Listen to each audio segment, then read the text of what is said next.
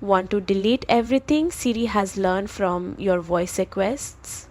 Clearing your Siri history is quick and easy, and it gives you a fresh start.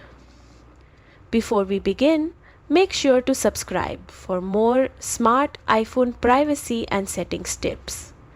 Step 1. Open the Settings app on your iPhone. Step 2. Scroll down and tap Siri and Search. Step 3. Next, scroll to the very bottom and tap Siri and Dictation History. Step 4.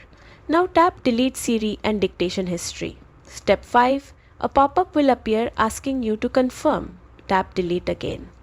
That's it. Your Siri requests are now removed from Apple's servers. This only deletes history stored on Apple's end. To protect even more of your data, consider limiting Siri suggestions and turning off personalized Siri features under Siri and Search. And just like that, you've cleared out your Siri history. Clean, private, and totally in your control. Tap subscribe for more iPhone tips that help you protect your digital space.